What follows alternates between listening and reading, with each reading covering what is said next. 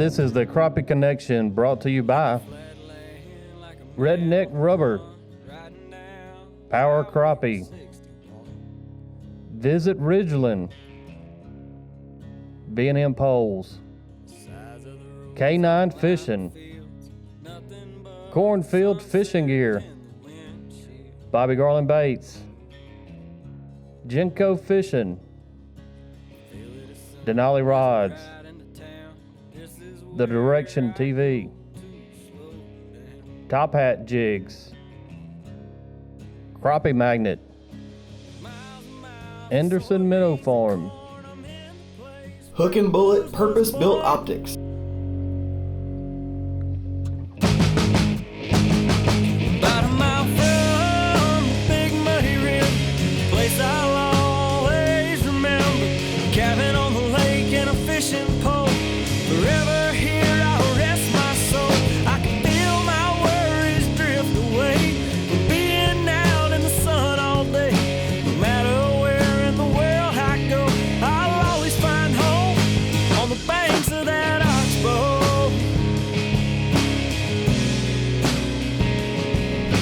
What's up, guys? Brad Chappell back here in Grove, Oklahoma. Got my bud at the end. Todd Huckabee, we're at the Mid-South hunting, fishing, boat, fishing pond, jumping dog show. Like everything you can think of under the sun when it comes to the outdoors. So, kick it off in the middle. Let me tell you what's your name and what you do. I'm Gary Whigham, work for Blackwater Marine.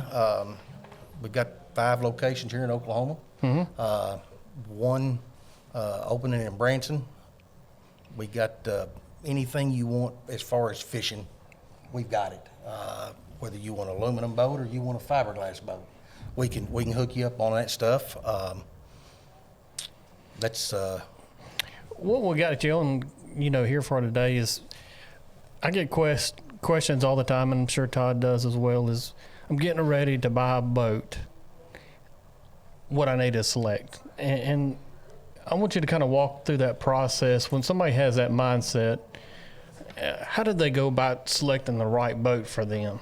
Well, when somebody comes into the store and they're looking for a boat, the things that I'm going to do is first off, I want to know what they want to do with the boat. Yep. Or you want something you're going to ski out of, or you want a fishing boat. How many people you going to have with you? Those are just normal, everyday things that we need to know as a boat dealer. And I'm gonna ask those questions and try to figure out which direction I need to point you. Do you need a fiberglass boat? Do you want an aluminum boat? There's just so many things. Nowadays, boats they've got more and more options on them. They've got more options now than we've ever had. So back up and touch on that, because I think that's something that a lot of people, I know a big majority of people do not understand. How do you know whether you need aluminum or fiberglass? Well, there again, are you, like you, Todd, you crappie fish. You've crappie fished out of fiberglass boats. A lot of people, obviously, your aluminum boat is going to be considerably cheaper than your glass boat. You also have, an aluminum boat, you're going to have probably a little bit better selection of layout if you're going to crappie fish. And when I say that, I'm talking it can have it where 2 guys can sit side by side on the front deck. Your crappie boats generally, aluminum crappie boats generally have a live well up front. Your fiberglass boats, bass boats typically don't have that. And I get people all the time that come in and they have no idea what they want. Nothing. Yeah. And like I said, there again, what do you want to do? How many people's typically with you? Is it you and one person, or is it you and 6 kids? Because it may not just be a crappie boat. I may push them towards a pontoon boat. You've got to figure out what their needs are. Yeah, and their budget, I'm sure. Sure, the money deal, you get that all the time. Well, this is a little more than I want to spend. And a lot of times, if you come to me, I'm going to sit down and show you everything that I think will fit you, okay? Once we do that, then the next thing that's going to happen, I'm going to take you out and show you these boats. And I'm going to tell you the goods and the bads, okay? It's up to the customer to make the final decision. It's their money. They can spend it how they want to. But when we get down to that point, I'm going to say, here's the boat that best fits you, okay? And if my customer chooses to go the cheaper route, that's their decision. They can do that. I'm not going to push anything on anybody. I want to try to put you in what you're going to need. And, you know, are you fishing Grand Lake? Are you fishing a creek? Are you fishing a small lake there by the house? Those are things that I want to know, because there again, I don't want to send somebody out in a 16-foot boat that's going to fish Grand Lake. Yeah, let's throw Grand Lake. That's where we're at, Grove, Oklahoma, next to this beautiful reservoir, Grand Lake. All right, I'm thinking about buying a boat. It's me, and I've got 2 kids with me that I'm planning on taking fishing. What kind of, and I'm not even thinking about budget. I'm wanting something that fits, I want to go crappie fishing, but I want something that's going to handle this big water. And Grand Lake, of course, is big water. Very big water. Trust me, I've been out there on it. It's grand. In that situation right there, I'm going to probably try to find something, and I'll just give you a good example. I would probably lean you towards a 22-foot bay boat. That's what I'd lean you for. It's got plenty of power. If a storm comes up, you can get across the lake. It's big enough to reach wave to wave. Obviously, your aluminum boat's not going to ride like a glass boat will, That's something very much to consider if you've got, especially a bad back. If aluminum boats, they're great. I've been selling them for years. Yeah. And there's nothing wrong with them. But generally, well, I'll give you a good example. I've got guys that's been in fiberglass boats their whole life. Yeah. They said, I'm done bass fishing. I'm just going to kick back, take it easy, and we're going to crappie fish all the time. Right. Guess what they buy? Aluminum boat. That guy, within a year or year and a half, guess where he's at? He's back in that glass boat. Yeah. Because he doesn't like the way that boat rides. Just the ride. And I know my mindset is fiberglass boats are heavier. They are heavier. The fiberglass boat's not going to blow around in the wind as bad as an aluminum boat will, or a pontoon boat, Obviously, Todd could tell you, if you're cruising the bank trying to flip a jig in the spawn season going down a bank, you're in a pontoon boat, it's a chore. I can honestly say I've never tried it. I'm going to have to take you sometime, I'm telling you. But I've watched people do it, and I'm like, how are they driving a boat sideways? Yeah, right. Yeah. And there again, electronics, that plays a factor. Are you going to get out there and are you going to be serious about it? How big a trolling motor you need? If you're fishing on the river, and you're going to fish that swift water, or you're fishing below a dam somewhere with swift water, you need a trolling motor that'll hold you in place. If you're, you don't want a 70-pound thrust, you probably need a 80, maybe a 112. Those are all decisions that the customer has to make. A question I get a lot, first thing a lot of customers ask, how fast this boat go? Right. How fast will it go? Well, I promise you it will go faster than the fish can swim. That's a fact. No doubt, no doubt. I tell everybody all the time, I caught more fish when I fished out of a water scamp than I ever have in a bass boat.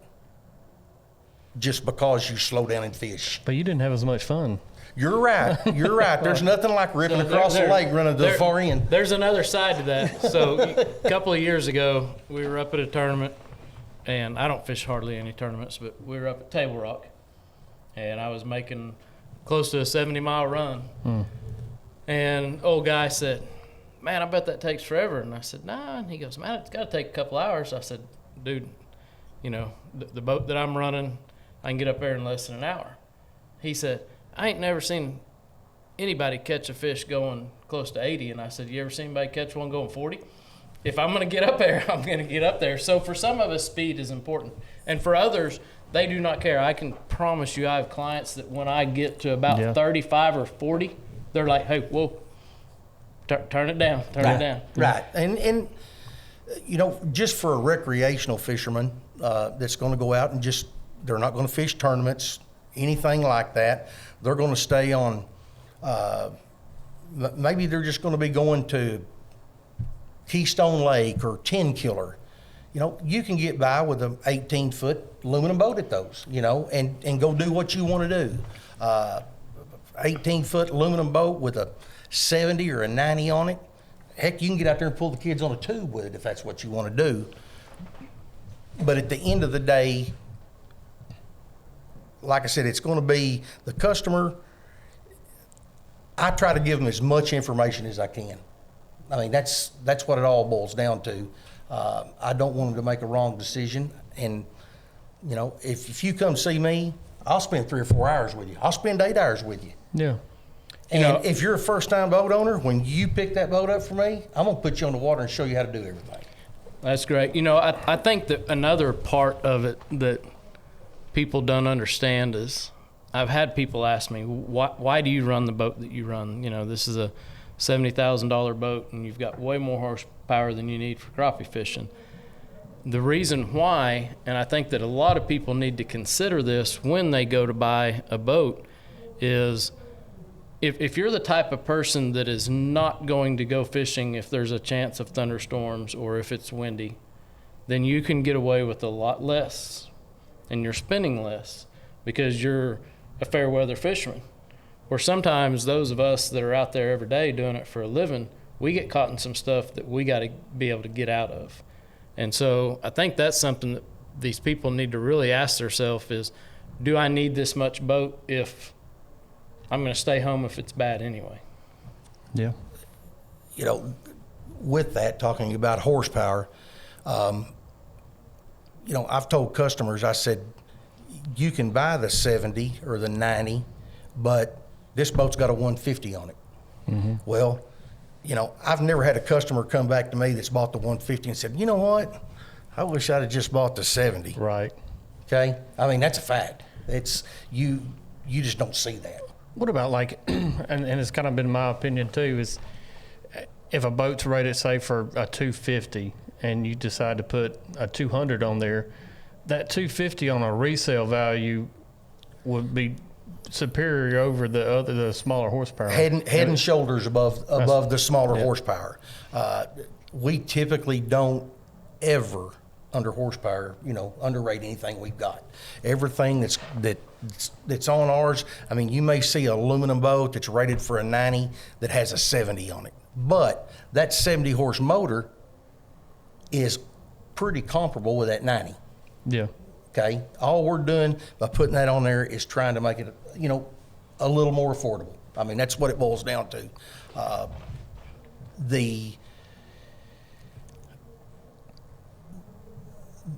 The people that's out there now that's never had a boat, and since COVID hit, there's been a bunch of them. Mm-hmm. A ton of people that never thought about a boat or a wave runner or any of that stuff. When their kid couldn't play baseball, when they couldn't go to soccer practice or softball practice, they all bought boats. Yeah. I mean, we've seen it in the industry. If you're a boater, go to your local boat store and see what he's got. I mean, what we order, we're one of the biggest dealers in Oklahoma, and we order lots of boats. But we're not getting nowhere close. We're going to be lucky if we get what we sold this year. Still. It's still. So, if you're out there looking, when you go into that dealer, ask questions. Don't just walk in there and say, well, we're looking for a boat to go fishing out of, because they can put you in anything. You need a dealer, there again, that's going to tell you, give you some idea, give you a direction to go, and tell you, well, yeah, this boat will do this, but this boat here, here's why this one's better. Mm-hmm. That's stuff that the consumer needs to know. What about order time now? Can the guy say, all right, I want this is what I've got in mind for the boat that I want, my dream boat, and everybody has them. With the demand it is nowadays, how logical is there to try to go in there and design a boat and get it shipped? Right now, if most of our manufacturers, Skeeter, G3, Alumacraft, Blazer, all the brand Manitou. Right now, if you come in right now and told me, said, I want to order a Skeeter Apex, when can I have it? Well, Skeeter's production for 2022 is done. They're booked. Wow. Okay. Now, I've got boats that are coming in that we have ordered, and I'll just tell you right now, I just took a deposit on one a while ago before we come in here. But if you ordered a boat from Skeeter right now, it would be a 2023 model, and you get it sometime late fall. Okay. I mean, that's. It is what it is. I mean, we got 10 Blazers on order. You know, for the longest, we couldn't get foam for boats, for the seats. You know, and now it's just small parts. I mean, little things, switches. I know some dealers that have got boats shipped to them that didn't have any tax, fuel gauge, none of that stuff, but they went ahead and sent them to the dealer. It's crazy, absolutely crazy. And it's not just boats, it's everything. I mean, we see it all the way across everything. So let me ask you this, which I see a lot of my clients and people in general, and you follow the mistake that they make, is they buy more boat than their tow vehicle can handle. I see that most definitely. You know, they buy a 22-foot pontoon boat and they show up in a Prius to pull it out of the parking lot. I mean, it happens. I mean, that happens. There again, that's something that you need to find out. You know, if their car is even going to handle it, or their truck. There is most everything we sell you can pull with a half-ton pickup. You know, all day long, it's not a problem, unless you get into some of the big 3-axle trailers with, you know, a 20-engine Manitou, or on a low haul that's got 32 foot long and it's got 850 horsepower on the back of it. Yeah, you're going to have to have something to pull that with. So yeah, that's something to look at. The aluminum boat, obviously, you can tow an aluminum boat with a 4-wheeler. I mean, they're that easy to maneuver around. Whereas, you know, your Skeeters, they're going to be a little heavier, a little harder to maneuver around. You can push an aluminum boat on the gravel. You know, that's another thing that I usually see, because I'll always walk a customer out, so I know what they're driving. You know what I'm saying, and talking to them. That's usually where we catch them, in the parking lot. But a tow vehicle, it's very, very important, because if you got more boat and you got tow vehicle, something bad's going to happen. Yeah. What are some of the accessories on boats nowadays that, in your mind, that has definitely changed the game when it comes to boating? Well, you know, everybody that's making trolling motors now, whether it be Minn Kota, Lowrance, Garmin, they've got the graphs that hook up with them, and they're all kind of running in there. Me, personally, I run Garmin. I run a Garmin trolling motor. Garmin graphs front and back. You know, Todd, I hadn't seen his boat lately, but I bet Todd's got several graphs on his boat. Because he's wanting to see different things. And there again, you know, I get customers all the time that say, hey, what about depth finders? And I said, what do you want? You know, are you wanting something that's just going to show you how deep it is, water temp, and that's all you care about? Here's your unit for $100. Oh, no. I need something that's got this. Well, I say, okay, you can buy a graph anywhere from $100 nowadays. I don't know, probably 10,000. Yeah. I mean, that's reality. You know, it's Way more than that. Yeah. The new Garmin 24-inch screen, No. $18,000 just for the unit, not counting transducers. You got 2 of those on your boat? Dude, I'm short and old. I wouldn't be able to see around them. I feel like sometimes I need a phone book to sit on just to see over what I got up there. He's not quite that short. You know, something else I tell my customers, and you was talking about our eyes. Trust me, I know. But you'll see a lot of first-time boat owners, and what they've done is they've looked at somebody else's boat. They've seen this boat, and they think, My neighbors. this is it. I got to have this. This is what I want. And they'll come in, they'll go, well, my neighbor's got a 21-foot Skeeter, and he's got 6 graphs here and 4 graphs here, and He's got these two things that stick up by the motor in the back. I'm not sure what they are. He said, but that's what I want. There again, what do you want to do? Right. Okay. But, you know, when you tell them, I tell them you can buy a graph from $1,000 to $10,000 and it can be as fancy as you want it. Here's what you can get by with. And a lot of customers, they want their biggest graph at the console. I agree with that. Okay. And they got a 12-inch at the console and a 9 up front. Okay. Me personally, my thought, put the 12 up front, put the 9 at the dash, because when you're driving that boat, you're this far from it. When you're up there sitting in that seat or on that bike seat up on the front fishing, you're 6 foot from it. Right. And none of us are getting any younger. And our eyes ain't getting better. That's right. So that's things that I tell a customer. I would put my bigger graph up front, you know, and little things. I mean, you know, you could go on and on. Like I said, whatever. Now I got customers that say, well, can you do this or can you do this? I said, if it goes on the boat, I can do it. We'll get it done. I tell people the graphs is, you know, buy as big a unit as you can afford. That's right. You know, the thing is, once you get that unit, I never, and I would tell people when Live Scope come out, all my buddies would call me because I was not one of the first, but I had it pretty soon after they came out.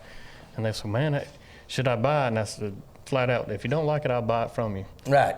And I've never had to buy one from anybody, but when it comes to units especially, I always suggest buy as big as you can afford, and that way you'll be satisfied. Well, it's kind of like horsepower.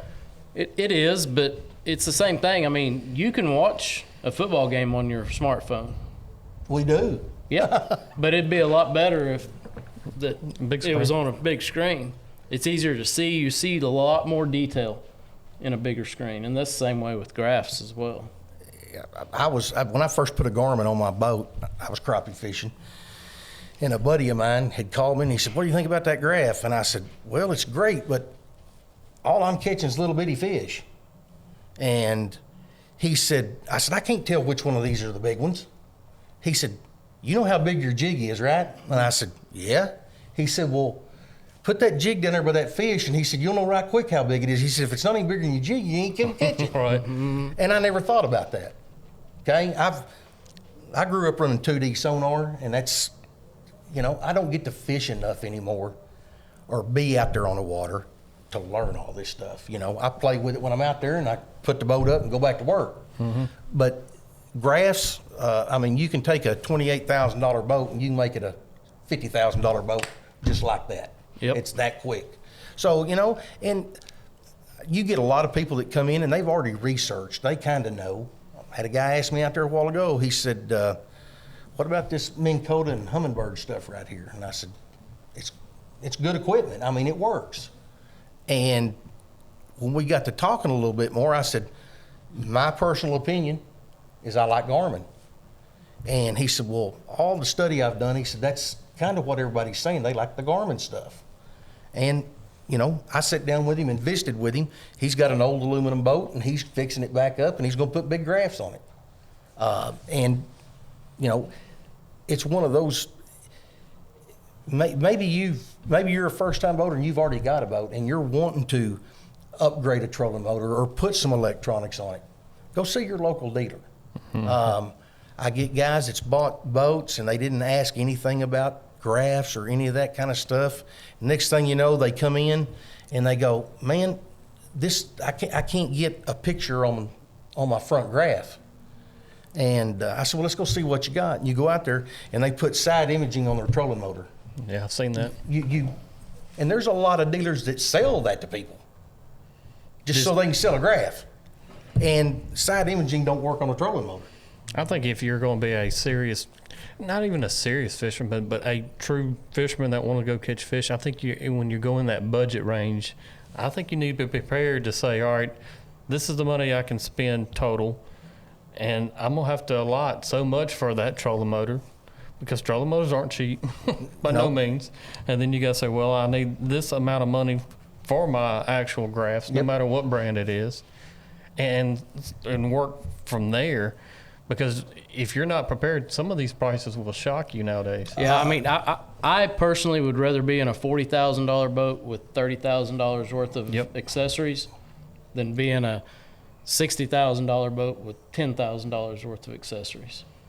The graphs nowadays are game changers, and Todd knows that better than anybody. And trolling motors, Yeah. and power poles and talons. Yep. You know, I tell people all the time, and this may upset you, and that's fine. But if you can't buy 2 power poles, don't buy one. That's right. One doesn't do you. Yeah. It's like a one-legged duck. Yeah, you're going to spin in a circle. Yep. And Jimmy Houston said that on our last podcast. He had one and had a story where the boat, turned around and all that funny stuff. It was like, you can't buy 2, just don't even do it. And that's right. I mean, there's places to make shortcuts. Right. But there's places you don't need to make shortcuts, And like I said, there again, one place not to make a shortcut is don't get a boat that's too small. Yeah. You've got your wife and kids in this thing. You need to have something that's going to take care of y'all. Right. If you plan to go out here on Grand Lake, make sure you can run it and get back safe in the time manner. That's exactly right. So the boat's something that you don't want to skimp on. And as far as graphs, I tell everybody, hey, you can buy this graph for this much, but here's a 9-inch that will do everything you want to do, okay? And if we need to get it up where you can see it, I can get a bracket for that. Yep. At the end of the day. What about some of the basic things that people don't realize when they get ready to buy a boat, the other expenses that they aren't expecting? Well, when you buy a boat, obviously, you're going to have to outfit it with personal safety equipment. You got to have your rope, you got to have your anchor, you got to have your paddle in Oklahoma, your throw cushion. Those are all expenses that come after that. Then you turn around and you've got to look at, okay, what do I need to do to keep this boat up every year? Well, there again, everything now is 4 strokes, which is the best thing since sliced bread. We don't have to pour that old yucky oil in a little tank and get it all over the back of our boat. But, maintenance, horsepower range, from a 25 to a 40, you're going to kind of be in this bracket as far as your oil changes and stuff like that. And then it just goes up from there. But you're going to change oil in it once a year. Change your water, on our boats, Yamaha puts water separating filters on everything. So you're going to change a water separating filter. You're going to change a paper filter on the fuel. You're going to put a new oil filter on it, some new oil in it, check your gear lube. And, you're looking at, a couple $100. Yeah, $250, $300 maybe, if we have to change out another filter or something. But you're going to do that every year. And people that, when we were running our old 2-strokes, I tell everybody the fuel you'll save on these new 4-strokes will pay for your oil change. That and not having to run that 2-stroke oil. So it pays for it every month with me. Right. And you're somebody, Todd, that's running a boat every day, and you're running it. And I think another thing, and I'm going to forget this, so I'm going to throw it out there, that somebody needs to look at when they're buying a new boat is warranty. To me, that's a big, big, big deal. The last new boat I bought, it blew my mind, the option for a rebate or another 2 years. Right.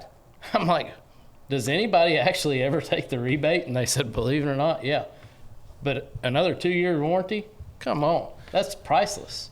Well, one thing, and like I said, we're a Yamaha dealer and we're a Mercury dealer, but with our Yamahas, Yamaha comes standard with a 3-year warranty. During that 3 years, with Mercury, if you want that extended warranty, you got to buy it right then, the day that you buy it. Yamaha doesn't do that. You've got up until the day before that 3-year warranty runs out if you decide you need it to come in and buy that warranty from us. Oh, that's cool. So that's a pretty neat deal. Yeah. And you can take that 3-year warranty and you can make it a 5-year warranty, or you can make it a 6-year warranty. Before COVID and before boats were hard to get, boat show time, there was rebates on the boats. There was extended warranties from Yamaha.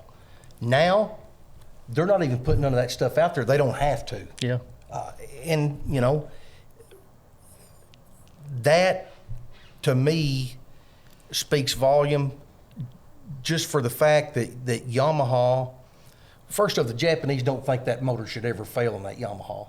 And I tell everybody, if you're going to have trouble with the motor, it's going to happen pretty soon, usually within the first year. I might see 2 Yamahas a year come through our shop that's blowed up, 2. And with the amount of boats that we sell about 800 units a year. That's not too shabby. No, definitely not. And Yamaha takes care of them. But the motors, something else, if you're buying a boat, first-time boat, and I'm kind of like Todd, I got to say this or I'll forget it. If you're buying a boat for the first time, look at where you can get your stuff worked on and serviced. Yeah, absolutely. Okay? I've had people come in and say, y'all work on Hondas? And I said, nope. Where can I get it worked on? I said, I don't know. I don't know, because we don't know. Look at your dealer network. There's lots of Yamaha dealers. There's lots of Mercury dealers. You're starting to see more Suzuki dealers. But, be kind of tough to get an Evan Reed worked on right now, wouldn't it? Yeah. That's a tough situation right there. But I had a guy once bought a boat from me. He lived 22 miles from my door, the dealership. He done a review on us, and he put that the dealer was too far away from him. Okay? Well, we didn't move when you bought that boat. Right. But do look at a dealer network. I mean, you know what I'm saying? That's like us. We got 5 locations. We're going to be pretty close to somebody. And we sell boats all over the country, but there again, sold a Blazer boat, tried to sell a Yamaha motor with it. He said, no, I want Mercury because I got a dealer up there. Well, come to find out, that dealer wasn't a dealer. Mm-hmm. He can't get his motor worked on. He lives in Kansas, but he's got a Yamaha dealer 5 blocks from him. That'd be my luck. So, dealer network, like I said, finding out what you want with a boat. That's the biggest deal, is finding out what you want to do 100%. Are y'all going to go out in the cove and hang out in the evening? Because, if you're going to fish sometimes and sometimes you're not, the pontoon's probably the way to go for you. And heck, they got some nice ones now. Well, I've put power poles on pontoon boats. Yeah, I've seen those. Mm-hmm. My father-in-law's got one. But yeah. The only reason we got one is because we don't have a spot on the other side to mount it, Todd, okay? Because there's a slide. There's a ladder over there. Yeah, that's, but excuse me, at the end of the day, like I said, aluminum, fiberglass, pontoon, there's lots of options. It can blow your mind. Oh, yeah. I get customers that come in, and we've got guys that was in the car business that's working in the boat business now. And you'll get a customer that'll come in and go, well, we looked at X brand over here, and they're built like this. How's your boat built? Okay? And the car guys are blown away by this, because when people go to buy a car, they go to the lot, they drive it, and they're done. They don't ever ask how come a Dodge is built different than a Chevrolet. They don't care. They know about cars. They don't know about boats. So they'll come in, and as a boat dealer, I don't need to know just my brand. I need to know everybody's brand. Okay? I never thought of it like that. I mean, it's, yeah. You've got to know. That's like Todd selling rods. Why is your rod better than this guy's rod? Yeah.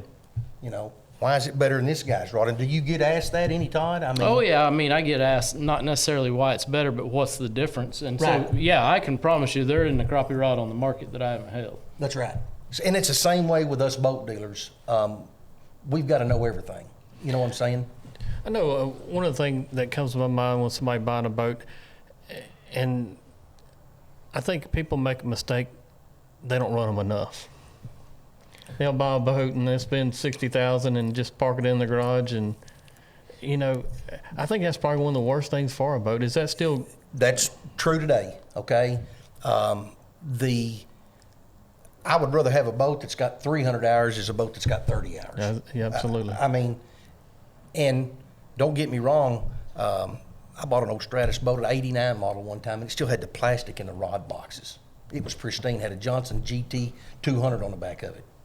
Immaculate. I bought it. I didn't run that boat a month and that motor blowed up because it had set for so long.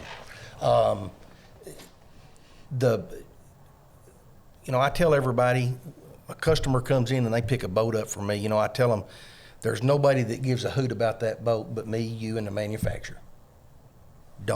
Your buddy says, oh, you can put this in it. Well, when it blows up or something happens to it, see where your buddy's at, because he ain't going to be there, okay? Yeah. I'm going to tell you what you need to do to keep it up, running, and ready to go. And something I tell people, run fuel stabilizer in every tank of fuel you put in that boat. And they go, every tank? Well, I'm going to burn this out in 2 days. I don't care. Here's why. Me and Todd go fishing today. I back the boat down in the water, or back the trailer in the water. He loads the boat. We pull up in the parking lot. Todd jumps out and breaks his leg.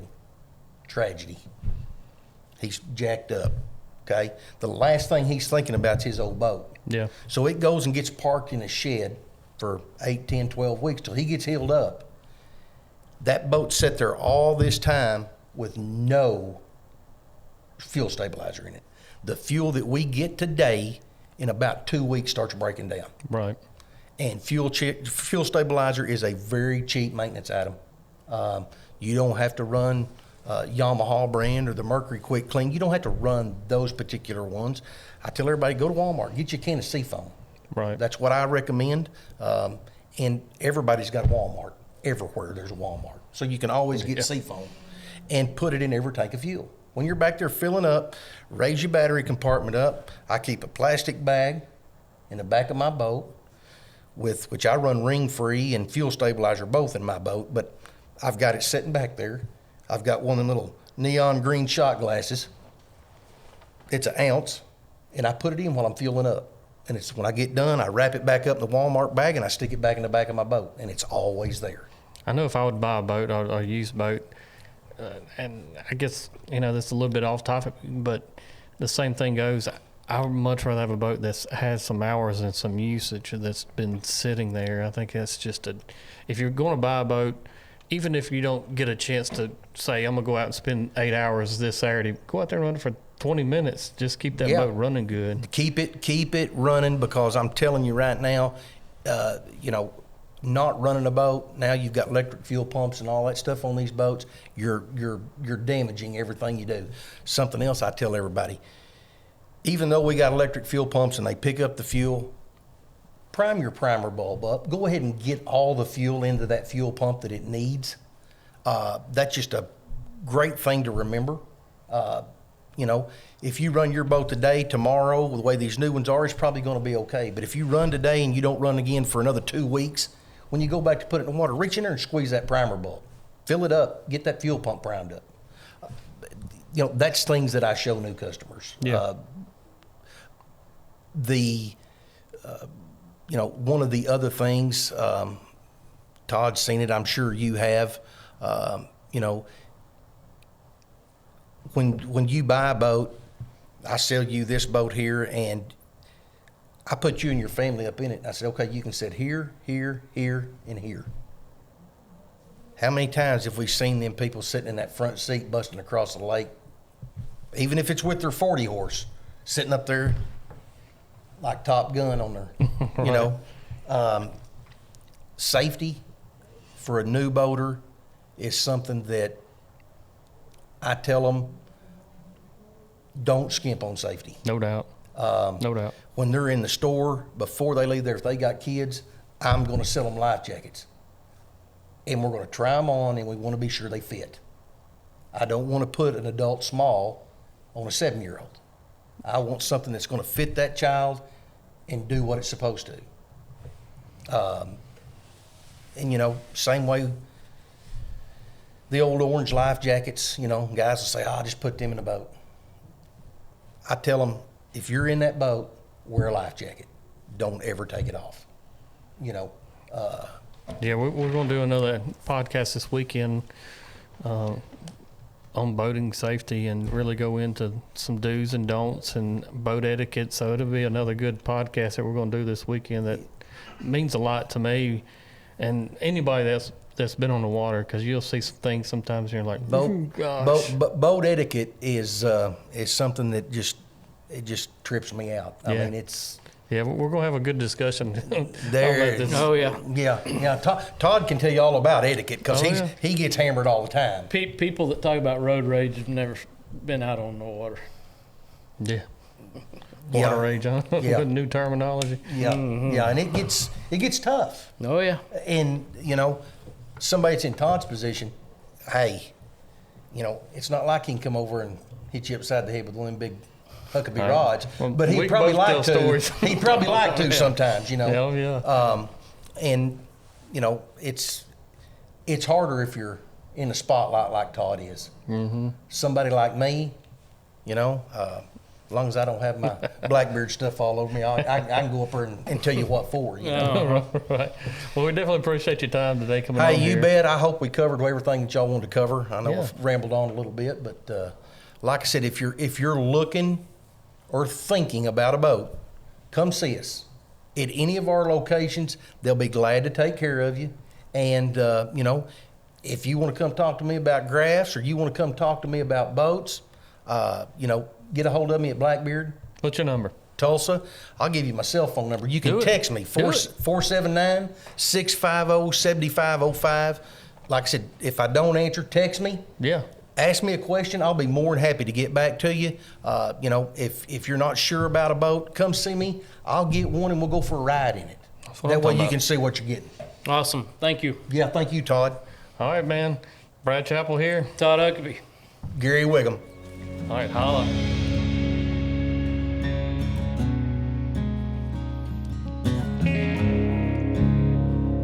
About a mile from Big Muddy River, a place I'll always remember.